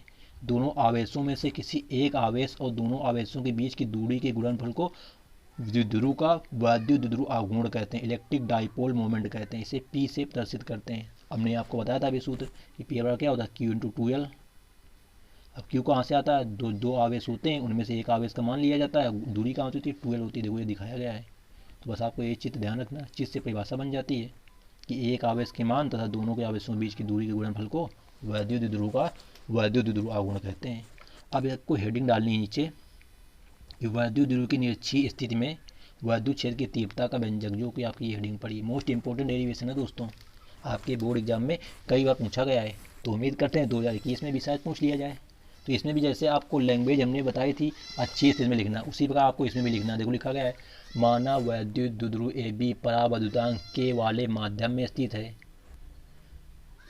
उसके बाद लिखना है A सिरे पर प्लस Q आवेश तथा B सिरे पर माइनस Q आवेश एक दूसरे से 2L दूरी पर स्थित है। वैद्युत द्विध्रुव की निरक्षीय स्थिति में मध्य बिंदु O से R दूरी पर स्थित बिंदु P पर वैद्युत क्षेत्र की तीव्रता की गणना करनी है। तो देखो यहाँ पे थोड़ा चित्र पहले देख लो जरा, ये देखो जरा चित्र। तो ये तुम्हारा एक वैद्युत द्विध्रुव, इसके मध्य बिंदु से ये स्मॉल r दूरी पर एक बिंदु P है जहाँ पर हमको वैद्युत क्षेत्र की तीव्रता की गणना करनी है। देखो जो इसका ऊपर वाला पार्ट है, ये वाला पार्ट, उसको देखो ये अलग से थोड़ा बनाएगा ये, जिससे आपको अच्छी तरह से समझ में आ जाए। मतलब इसको तुम्हारा जो बोलते हैं ना निर्देशांक ज्यामिति, उस रूप में बना दिया गया है। तो देखो जरा यहाँ पे हमने आपको बताया प्लस के कारण वैद्युत क्षेत्र के कारण बाहर की ओर, देखो ये प्लस है यहाँ पे, तो ये प्लस के कारण तुम्हारा बाहर की ओर, तो यहाँ पे बाहर की ओर देखो ये बना दी गई है ये। अब माइनस के कारण अंदर की ओर होती है, तो ये तुम्हारा माइनस के कारण अंदर की ओर देखो यहाँ बना दी गई है। तो यहाँ कोण अगर ये थीटा कोण है तो कहाँ ये वाला थीटा का कोण होगा, क्यों होगा तुम्हारा, देखो ये कोण थीटा तुम्हारा, तो ये वाला कोण थीटा होगा, ये वाला क्यों होगा, एकांतर कोण होगा। इसी बार अगर ये वाला तुम्हारा थीटा है ये वाला, तो ये ऊपर वाला तुम्हारा कोण ये भी थीटा होगा, ये तुम्हारे संगत कोण हो जाते हैं। तो ये ही तुम्हारा चित्र में समझाया गया है। तो देखो यहाँ पे अगर हम ये मान निकालें ऊपर वाला, तो ये जाएगा E1 साइन थीटा, क्योंकि ऊर्ध्व घटक बोलते हैं, जो ऊपर होता है उसे ऊर्ध्व घटक बोलते हैं, और जो नीचे होता है वो भी होता है ऊर्ध्व घटक, और जो तुम्हारा ऐसे होते हैं क्षैतिज घटक इनको बोलते हैं। तो देखो ऊर्ध्व घटक आएगा E1 साइन थीटा, एक आएगा E2 साइन थीटा, और जो तुम्हारा क्षैतिज घटक आएगा वो आएगा E1 काश थीटा E2 काश थीटा। अब E1 काश थीटा E2 काश थीटा क्षैतिज घटक दोनों सेम होंगे, क्यों होंगे, क्यों, ऊपर देखते हैं जरा। तो देखो जरा यहाँ पे ध्यान से देखो, बस चित्र में ही जो तुम्हारी दूरी है ये कर्ण वाली, ये तुम्हारी दोनों सेम है, इधर भी, क्योंकि ये दूरी आधी यल है, ये आर है, तो ये 90 अंश का कोण बन रहा है। तो यहाँ पे हमको कर्ण निकालना है। तो कर्ण क्या होता है, कर्ण का स्क्वायर बराबर लंब का स्क्वायर आधा का स्क्वायर, तो लंब R square plus L square under root के अंदर हो जाएगा। तो ये भी तुम्हारा सेम, ये भी सेम, इसलिए तुम्हारा जो E1 E2 होंगे वो सेम होंगे। देखो ऊपर लिखा गया है AP बराबर BP, मतलब कि जो हमारी दूरी है AP बराबर BPU, क्या तुम्हारे सेम है, क्या है, under root R square plus L square. कहाँ से आया, हमने आपको ये भी बता दिया, पाइथागोरस प्रमेय से आया। अब लिखा है आवेश प्लस क्यू के कारण बिंदु P पर विद्युत क्षेत्र की तीव्रता E1 बराबर 1/4πε0 Q/r square plus L square. आपको तो ये आर स्क्वायर प्लस स्क्वायर ही क्यों आया, क्योंकि दूरी तुम्हारी क्या है, ये अंडर रूट में जब यहाँ पे स्क्वायर लगाता है, क्योंकि फॉर्मूला क्या है 1/r स्क्वायर के रूप में होता है, और आर का मान तुम्हारा ये, इसमें स्क्वायर लगेगा, स्क्वायर से क्या होगा तुम्हारा रूट हट गया है। इसी प्रकार माइनस क्यू आवेश के कारण बिंदु P पर विद्युत क्षेत्र की तीव्रता 1/4πε0 K into Q/r square plus L square. हमको क्या करना है, लिखना है, देखो यहाँ पे लिखना है थोड़ा, जो कि मोस्ट इंपॉर्टेंट पॉइंट होता है लिखने वाला। लिखना है स्पष्ट है कि E1 व E2 के मान बराबर हैं, मतलब देखो जरा E1 व E2 मान तुम्हारे दोनों के तो यहाँ बराबर है, देखो आए यहाँ पे E1 E2 मान तुम्हारे दोनों बराबर हैं यहाँ पे। तो यही आपको लिखना है कि स्पष्ट है कि E1 व E2 के मान तुम्हारे कैसे हैं, बराबर हैं, और दिशाएं भिन्न हैं, मतलब कि दिशाएं दोनों की अलग अलग हैं। E1 व E2 AB के समांतर तथा लंबवत घटकों में वियोजित करने पर चित्र 1.19b लंबवत घटक E1 साइन थीटा व E2 साइन थीटा बराबर व विपरीत होने के कारण एक दूसरे को नियस्त कर देते हैं। मतलब कि जो तुम्हारे लंबवत घटक हैं ये वाले दोनों, ये क्या है, विपरीत हैं और बराबर हैं, तो एक दूसरे क्या कर देंगे, नियस्त कर देंगे। यही आपको यहाँ पे लिखना है। फिर लिखना है आगे, जबकि AP के समांतर घटक E1 काश थीटा व E2 काश थीटा एक ही दिशा में होने के कारण जुड़ जाएंगे। मतलब कि देखो चित्र में ज़रा समझ लो, चित्र में ये सब कुछ है, ये तुम्हारे क्या है, ये लंबवत घटक है दोनों E1 sine theta E2 sign, ये आपस में क्या होंगे, एक दूसरे को नियस्त कर देंगे, क्योंकि इनके मान बराबर हैं और दिशाएं विपरीत हैं। और ये क्या क्षैतिज घटक है, तो इनकी दिशाएं सेम है, तो ये आपस में जुड़ जाएंगे। बस आपको इतना लिख देना है, जरूरी नहीं पूरा जो लिखा है इसमें वही लिखो। तो अब लिखना आता है बिंदु P पर विद्युत क्षेत्र के कारण या विद्युत ध्रुव के कारण परिणामी तीव्रता E बराबर E1 काश थीटा प्लस E2 काश थीटा। अभी काश थीटा के कुछ क्षैतिज घटक जोड़े जा रहे हैं ना, इसलिए आया यहाँ पे। अब यहाँ पे सम्मान रख दोगे, हल कर लोगे, हमारा आंसर जो आएगा वो आ जाएगा, मतलब डेरिवेशन निकल के आ जाएगा।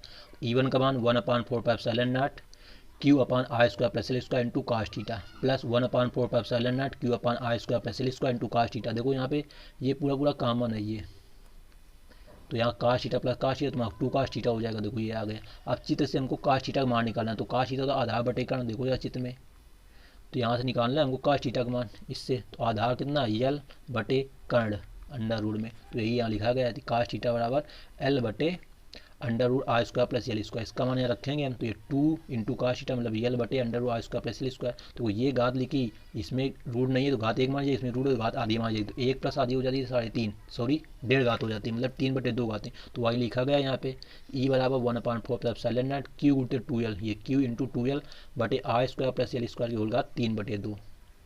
हमको पता है कि Q इंटू 2L होता है P, तो उसकी जगह तुम्हारे देखो P लिख दिया गया है। अब आगे देखो कैसे समझाया गया है यहाँ पे, जरा समझ लो। तो यहाँ P लिख दिया जाएगा, उसके बाद में तुमको यहाँ फिर लिखना है यल का मान R से अत्यधिक कम है, इसलिए यल स्क्वायर का मान R की तुलना में नगण्य माना जा रहा है। मतलब कि यहाँ पे तुमको क्या रखना है, यल स्क्वायर का मान 0 रखना है। जब यल स्क्वायर 0 रखोगे तो यहाँ पे क्या आएगा, आर स्क्वायर होगा 3/2, 2 से 2 कैंसिल, R³ आ जाएगा। देखो जरा यहाँ पे ये स्टेप R³, तो ये तुम्हारा हो जाता है निरक्षीय स्थिति में विद्युत क्षेत्र की तीव्रता का व्यंजक, जो होता है E बराबर 1/4πε0 P/r³। लिखा है E की दिशा द्विध्रुव की अक्ष के समांतर धनावेश से ऋणावेश की ओर होती है। तो देखो दोस्तों, अभी आपको हमने अच्छी का कराया, तो अच्छी में यहाँ पे क्या था, P की जगह 2P था, और निरक्षीय में केवल यहाँ P होता है, बस ये अंतर होता है। और डेरिवेशन में आपको बस क्या है, चित्र दोनों को तैयार रखना है। निरक्षीय में आपको देखो, निरक्षीय का मतलब होता है लंबवत, तो दूरी लंबवत ली जाती है, और अक्षीय का मतलब होता है ये दो दूरों के अक्ष में दूरी ली जाती है, जैसा कि आपको अभी हमने क्वेश्चन नंबर पिछले में बताया था। तो आज की वीडियो का अंतिम प्रश्न, क्वेश्चन नंबर 29। यदि आप लोग दोस्तों इतने क्वेश्चन तैयार कर लेते हैं तो जो आपका चैप्टर 1 है वो बहुत अच्छे से तैयार हो जाएगा, और उससे संबंधित जितने भी न्यूमेरिकल हो आप लोग हल करिए। बहुत सिंपल क्वेश्चन होते हैं दोस्तों। देखो ये वाला क्वेश्चन क्या है आपका 29 नंबर का, स्थिर वैद्युत में गॉस की प्रमेय क्या है। देखो कितनी बार पूछा गया क्वेश्चन। अथवा में पूछा गया है, सिद्ध कीजिए कि किसी बंद पृष्ठ से गुजरने वाला वैद्युत फ्लक्स उस पृष्ठ द्वारा परिबद्ध कुल आवेश Q का 1/ε0 गुना होता है, जहाँ ε0 मुक्त आकाश फ्री स्पेस की वैद्युतशीलता। देखो जरा क्वेश्चन यही पूछा गया। देखो यहाँ पे क्वेश्चन सबसे पहले देखो आप, ये भी क्वेश्चन है कि गॉस प्रमेय लिखिए, सिद्ध कीजिए कि किसी बंद पृष्ठ से गुजरने वाला नेट वैद्युत फ्लक्स उस पृष्ठ द्वारा परिबद्ध कुल आवेश का 1/ε0 गुना होता है। देखो ये क्वेश्चन ये सब तुम्हारे दोस्तों, गॉस की प्रमेय लिखिए, इसको सिद्ध कीजिए। देखो सब क्वेश्चन हर साल पूछा जाता है तुम्हारा क्वेश्चन। तो दोस्तों इस क्वेश्चन को आपको अच्छे से पढ़ना है और अच्छे से इसकी तैयारी करना है। तो देखो जरा इसकी तैयारी किस प्रकार करनी है। सबसे पहले आपको हेडिंग डालनी है आंसर में, गॉस की प्रमेय लिखना है। गॉस की प्रमेय वैद्युत क्षेत्र के कारण किसी बंद पृष्ठ से निर्गत वैद्युत फ्लक्स तथा वैद्युत उस पृष्ठ से परिबद्ध कुल वैद्युत आवेश के बीच संबंध व्यक्त करती है। मतलब जो तुम्हारी गॉस की प्रमेय होती है वो किसी बंद पृष्ठ से निर्गत वैद्युत फ्लक्स तथा पृष्ठ से परिबद्ध कुल वैद्युत आवेश के बीच संबंध को बताती है। इसके अनुसार मतलब तुमको ये मेन तुम्हारी प्रमेय जो यहाँ पे डार्ट में लिखा है, यानी कि 16 ब्लैक में लिखा है किसी वैद्युत क्षेत्र में स्थित किसी बंद पृष्ठ से निर्गत संपूर्ण वैद्युत फ्लक्स का मान उस पृष्ठ द्वारा परिबद्ध कुल आवेश का 1/ε0 गुना होता है, जिसको देखो नीचे संकेत के रूप में लिखा गया है। फाई बराबर क्लोज इंटीग्रेशन, मतलब क्लोज का मतलब यहाँ पे जो ये चिन्ह बना तुम्हारा इसको पढ़ते हैं क्लोज इंटीग्रेशन, यही होता है तुम्हारा परिबद्ध मतलब कि बंद पृष्ठ, इसका संकेत होता है। ई वेक्टर डॉट डी वेक्टर बराबर होता है 1/ε0 इंटू क्यू। अभी हमने आपको छोटा एक क्वेश्चन कराया था ऊपर किसी नंबर में, तो वहाँ पे आपसे कहा गया था ना कि गॉस की प्रमेय का व्यंजक लिखिए तथा प्रयुक्त जो संकेत है उसका अर्थ बताइए, तो वही तुमको यहाँ पे लिखा गया था, तो वही तो होता है तुम्हारा यहाँ पे। अब देखो इसकी उत्पत्ति कैसे करनी वो आप लोग देख लो जरा। तो यहाँ पे हेडिंग डालनी है आपको, उत्पत्ति या डेरिवेशन, जो आप लोग डाल सको।